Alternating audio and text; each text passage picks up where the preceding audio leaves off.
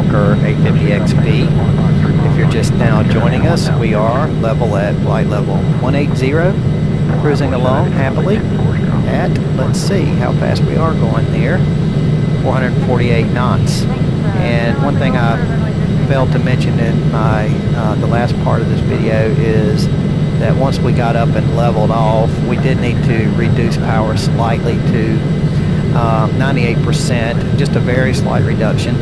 And I'm not sure if I mentioned it, but the real world Collins Proline will indicate with the digital engine, electronic engine control, but it will indicate climb and cruise settings over here, actually just indication. So all you have to do is pull the power back until you get that indication. But we don't have that in the Carenado version, so pretty much guess at it. But 98% N1 at flight level 280 works out real nice, keeps us from overspeeding, so that's what we're using. And while we're down here, actually let's just take a quick look around, just enjoying the beautiful flight here. Sun coming up here a little after 3 in the morning in Alaska. And I wanted to go ahead and just take this time to explain how to set up a descent into an arrival into our destination airport, Kenai. So we're going to come over and go to the departure arrival page, click on arrival, and we're going to pick the ILS 19 right.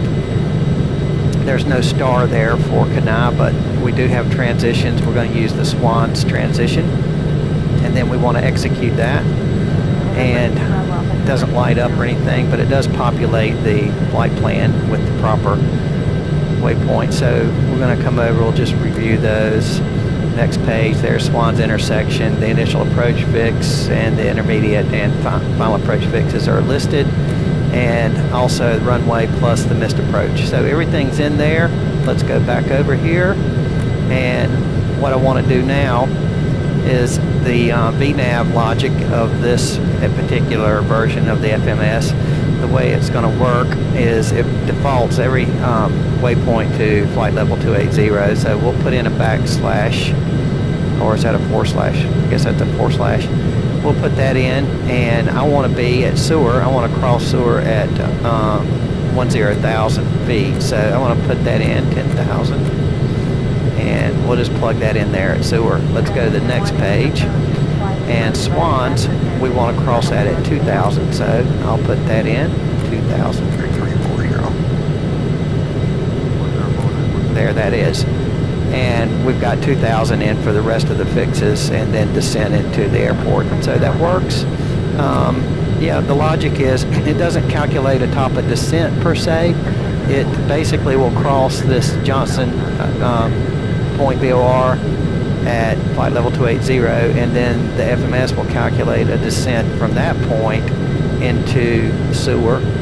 So that's the way I could make that work now that that's set up. And like I said, it's pretty much, sometimes I wonder who's in command, the FMS or the pilot, but now that that's in there, we can go ahead and activate VNAV. So we're in altitude hold, VNAV. Now what will happen is we've got flight level 280 set in here with the altitude selection. But when we get to Johnson Point, the FMS is going to command the descent. It's not going to ask my permission, it's just going to do it. So it is probably, I guess you could say, more in command than me, given that. But I'm going to allow it to do it because I want to go down, and this will get me down within reason to the airport in a halfway decent vertical path. So that's kind of how that works. And while we're cruising along here, I'll take this opportunity just to a fun fact about Alaska, just in general. Alaska was purchased by the United States back in 1867 from Russia for the paltry sum of $7.2 million. And in 2015 dollars, that's still only $121 million. So I'd say that was one heck of a purchase. Apparently Russia needed some money. They were having some financial problems and decided to unload Alaska. And it was costing them a lot of money to govern it and control it and all that. So they decided to sell it, and they approached the United States in the mid-1800s, and there was an offer floated of about $5 million, and Russia said, no, that's too low. Then Civil War came along, so it was put on the back burner, and after the Civil War in 1867, Secretary of State William Seward met and negotiated with the Russian delegation on back in March of 1867. The negotiations concluded after an all-night session with the signing of a treaty at 4 a.m. on March 30th, 1867, and the purchase price was set at $7.2 million, or about 2 cents per acre. Yeah, 2 cents per acre.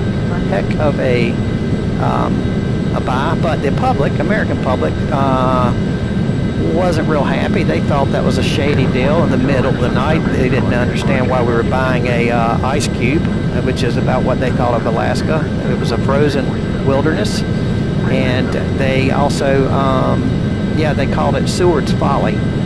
And it was an area twice the size of Texas, and but the United States really didn't see the value until the Great Klondike Gold Strike in 1896, and then Alaska became sort of known then as a valuable addition to the United States, and originally was just a territory, and then later achieved statehood.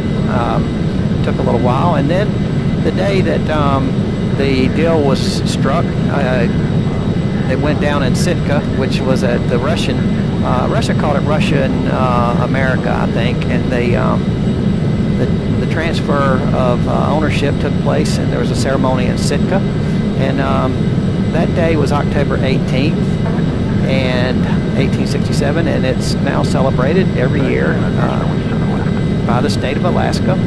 It's a state holiday. It's called Alaska Day. So, fun fact about Alaska. So let's just check, see where we are here. We are 36 miles from Yakutat, and then after that we have Castle, and then we're 93 miles from Johnson Point, and that's where we'll begin our descent. That's about Prince William Sound, and definitely want to share some fun facts about Prince William Sound when I come back. So we'll just see you in a few minutes when we get a little closer.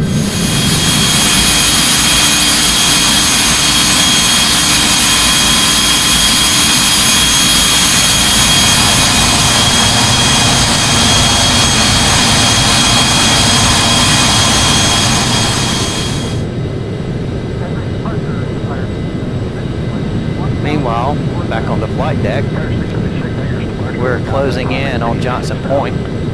That's where we're going to begin our descent. So let's take a look in here and see how things are going. We're 18 miles away from Johnson Point. We'll be there in 2 minutes. Doing a ground speed of 439, true airspeed of 466. We're indicating about 320, minus 41 Celsius, 3 degrees below the standard.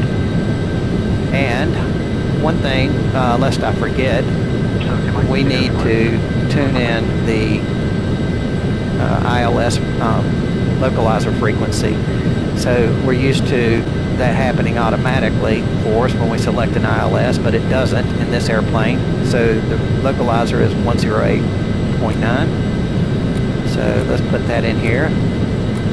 And we want to plug that in. Actually, I'm going to use nav2. I'll tell you why. Let's put it in there at nav2. If you look over here at the preset, we're set on VOR2.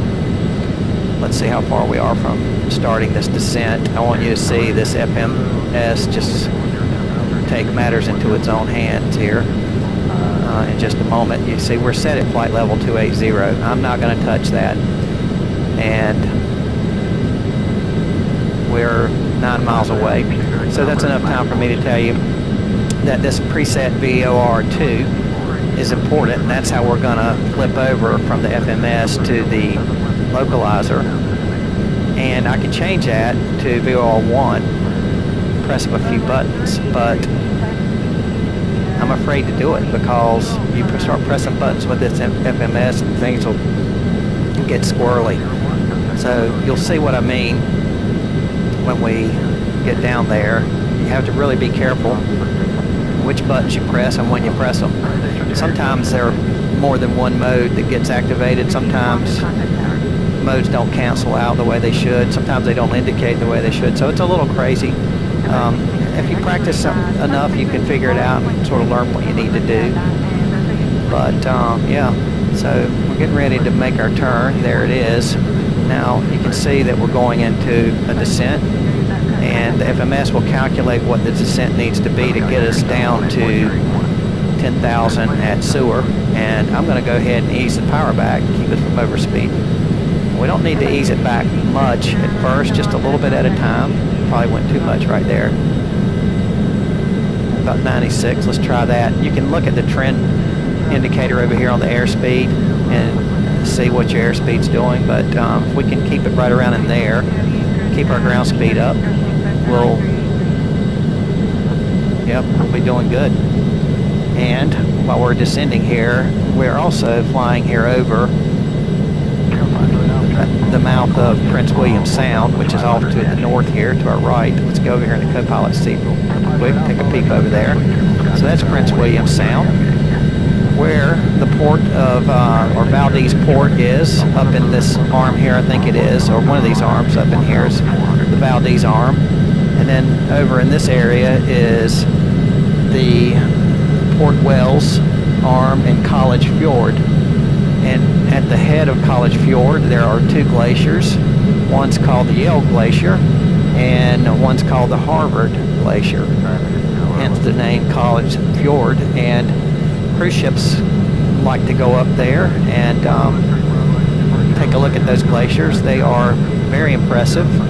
And so we're not too far from Anchorage, and actually we go over Seward. I'll show you where there's a cruise ship terminal, and you come from there over this way and go up into Prince William Sound and cruise up there and check those glaciers out, and it's worth the trip. So Valdez, there was an infamous incident there back in 1989.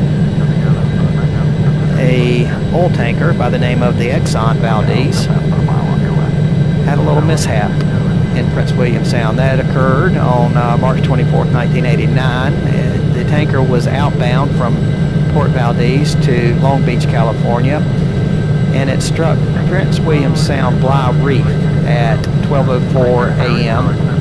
and local time, and ended up spilling about somewhere estimated between 11 million to 38 million. That's a huge range. There's a lot of question about it, and let's keep an eye on that speed. I might just inch that throttle back just ever so slightly,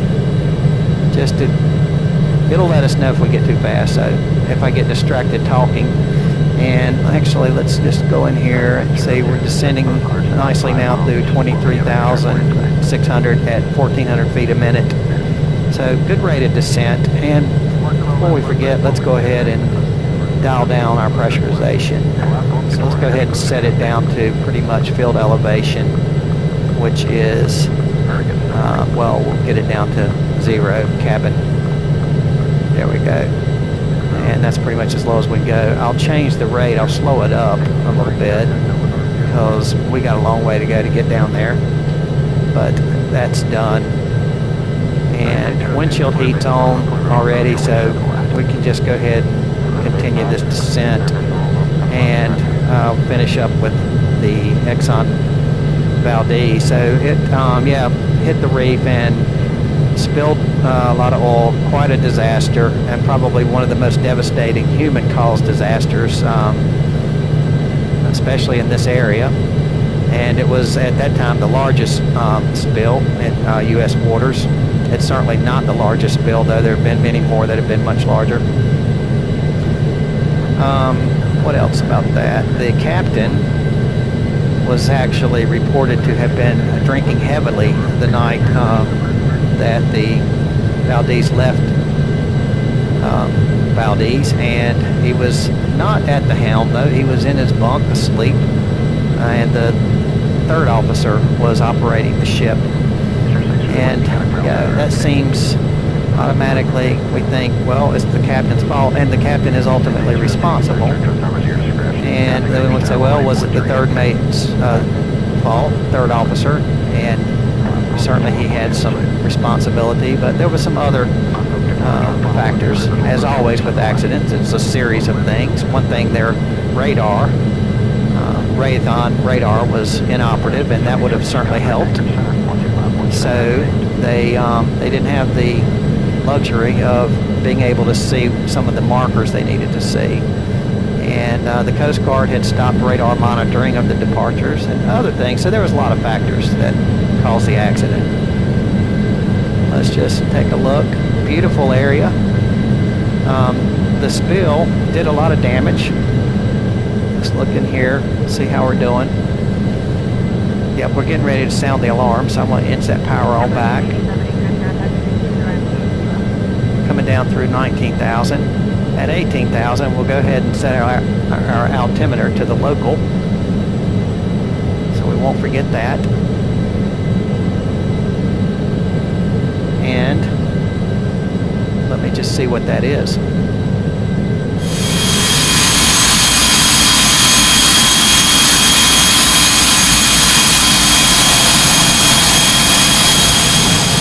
Reporting a local altimeter setting of 3051, and that was just updated on the weather data. So there's 18,000. Just out of curiosity, as we get through there, I'm wondering if I can just use the B key. May give that a try once we descend below. We may be too far from the station, actually. So we'll go ahead and 3051. Of course, it's hard to see the dang thing. Been in here where I can see it to adjust it.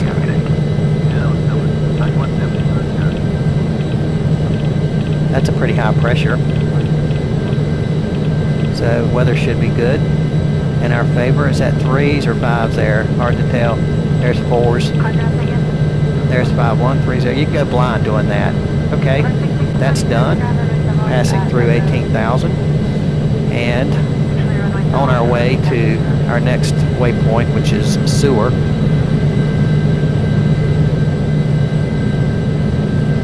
Really beautiful. These, this ice field off to our left is the Ellsworth Glacier, and then the Harding ice field.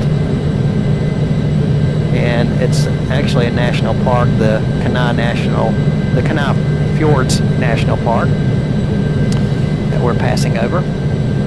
So let me go back to the Valdez for a second and see what else fun facts I have. Long-term and short-term effects of the spill were studied, and there was short-term, the deaths of somewhere in the neighborhood of 100 to 250,000 seabirds. They really don't even know for sure. At least 2,800 sea otters, 12 river otters, 300 harbor seals, 247 bald eagles, and 22 orcas. An unknown number of salmon and herring. So pretty bad. Exxon, of course, got sued, and the court in a jury, actually in Anchorage, awarded the plaintiffs $287 million for actual damages and another $5 billion in punitive damages. Now, Exxon didn't sit still for that. They, of course, appealed it all the way to the Supreme Court. And let's see, that took a while. So, in the Supreme Court, let's see when that decision was. Yeah, I don't think I have that, but it was somewhere in the late 90s, I think. Maybe even up in the early 2000, first part of 2000. anyway, the Supreme Court cut that all the way back to about $500 million before it was over with, which Exxon paid in full once it was the Supreme Court decided it. But yeah, that was that's the Exxon Valdez. And interestingly, the Valdez was then later towed to San Diego, where it was originally built, as I recall, and repaired. And they put it back in service, renamed it the SR Meridian, or Mediterranean, and re-registered it. And eventually, though, it ended up in the hands, and this is about 2012, it ended up in the hands of I don't know what you call it, scrapper. They scrapped it for the metal, and it was named then the Oriental Nicety. But so infamous ship, yeah, and terrible accident. So let's just get back in here and see how things are going. We are 19 miles from Seward, coming through 13.7. We want to be roughly at 10,000 when we get there, and we shouldn't miss it much with any luck. We'll see how the FMS does, and then we should continue that descent on down to 2,000. So that's where we're headed. We're descending now at 1,200 feet a minute. And let's run through and do a checklist. Our anti-ice has been set. Pressurization, I've taken care of that. We could go ahead, and I think we will, start the APU now that we're approaching the airport. So let's bring that up into the start position, and it's coming online there. That's good. Keep an eye on it as it starts up. Make sure there's no fire.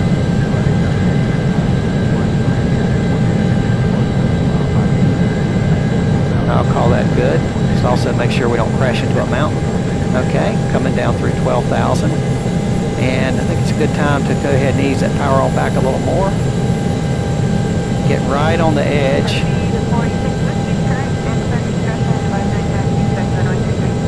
Let's take a look at our ground speed. Now we're doing 380 knots. And what we're going to want to do is go ahead and get ourselves, now we're coming down through 11.7, is let's go ahead and slow ourselves up. So we're going to need to be doing 250 at 10,000.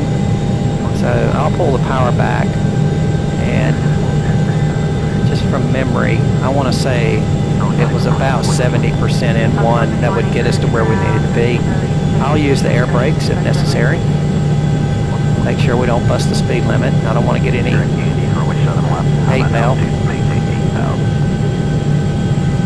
Okay. Yeah, people don't like it when you make mistakes doing this, what I'm doing here. They're actually highly offended, and so you know, try not to, but you know, make them. It just happens. So as we're getting here, close to Seward, we should be able to hopefully see the terminal. Is that it right there? Now, let me look down here. I was coming down on the intersection. We're turning now, and we're at 248 knots. How you like that? Pretty good. We didn't make our 10,000.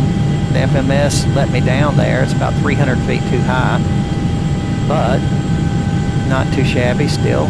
Now the descent rate has slowed up, and which means our speed's going to slow up a little bit. So I'm going to add a little bit of power.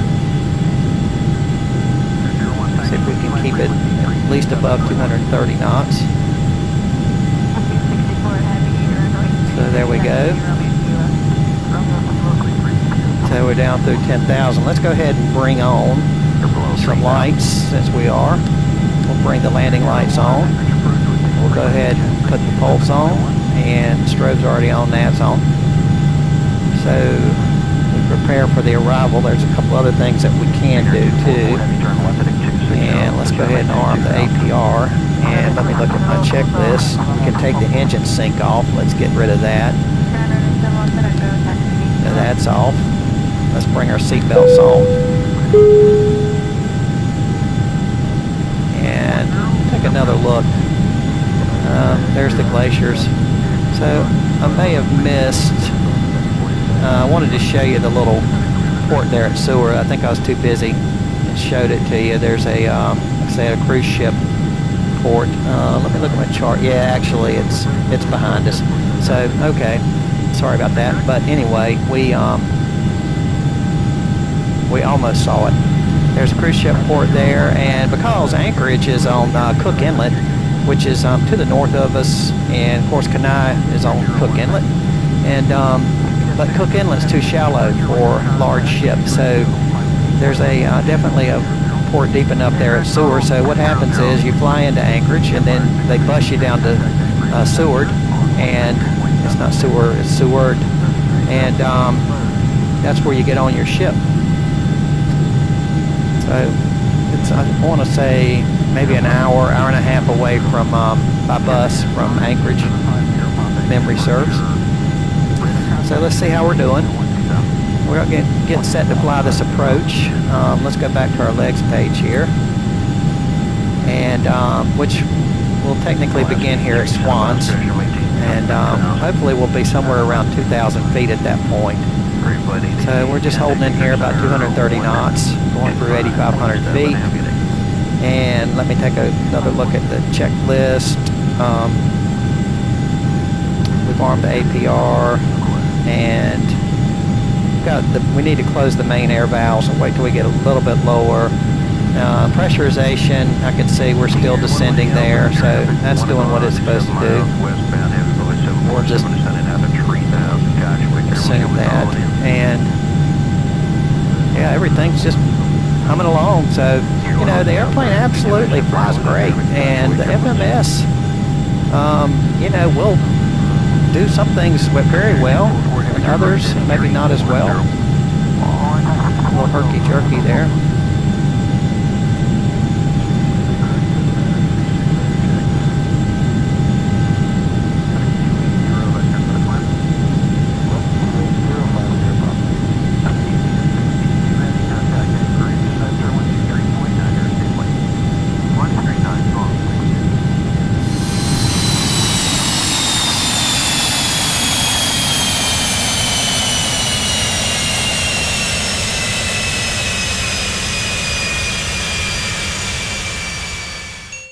Flight A74, proceed direct NAPTO. Direct NAPTO, everybody 74.